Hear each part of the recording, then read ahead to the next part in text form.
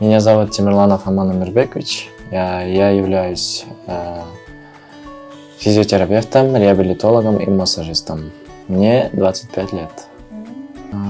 Я через очень много трудностей прошел в своей жизни.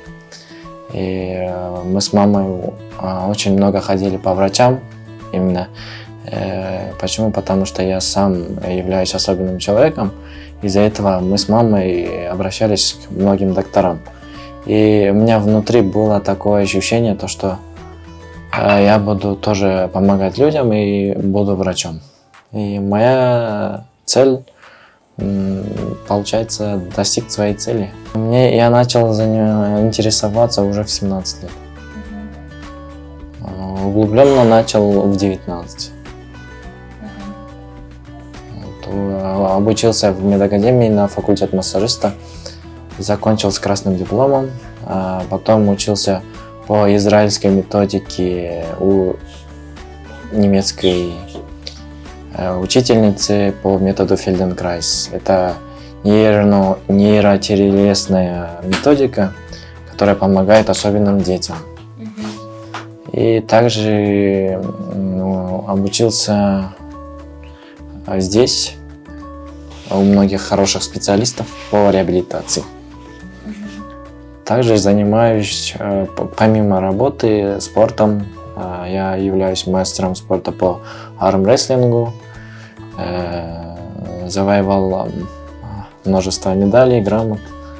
И также самое в моей карьере, получается, это было поощрение за учебу. Я получил от Дастана Бекешева, получается, стипендию за достижения в учебе. Это я получил за настольный волейбол. Это меня пригласили, когда первый раз он пришел в Бишкек при поддержке Дастана Далабаевича Бекешева. Тогда он меня пригласил поиграть, и мы с командой поиграли. И интересно, азартная игра. И это моя первая золотая медаль за армрестлинг. Часто помимо работы я увлекаюсь спортом и люблю заниматься вообще спортом. И первое место среди юниоров занял первое место. Также это по республике. Это второе место тоже по армрестлингу. Потихонечку завоеваем еще медали, оказывается. С 4 месяцев бывает, с 2 месяцев и до 20, до 22 лет приходит. И с разными диагнозами. Бывают сложные, бывают, которые не ходят. Бывают, которые многим специалистам ходят и потом из-за отчаяния приходят, там, помогите, пожалуйста. И я вижу, что ребенок действительно сможет подняться, только что-то чуть-чуть не хватает. Из-за этого я стараюсь максимально выполнять свою работу и достиг хороших успехов. Сегодня была на приеме девочка 5 лет. Они обращались к многим специалистам. И многие специалисты таких заданий не давали, результатов. И она ходит у меня уже сегодня 7-й день, она полноценно ходит сейчас. И контролирует, улучшение есть. И мама радуется, и меня это больше мотивирует на работу. И большинство родителей меня видят, и у них появляется дальше продолжать жить и дальше развивать ребенка. Тем самым дает второе дыхание, так можно сказать, да? Человек всегда должен, мое мнение, человек всегда должен стараться больше, даже выше своих возможностей. И тогда он добьется успехов. Она же привыкли, например, одно дело сделал, ой, я устал, отдохнуть надо.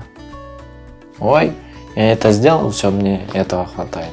Бывает то, что элементарно в общественном транспорте не опускают пандусы, не помогают родителям, нету помощи, да, например, в других странах вы посмотрите, транспорт остановился, увидел человека с помощью, он опускает пандус, помогает, поднял, обратно пандус поднимет, он сам, водитель сам отпустит, все поможет. А у нас же как?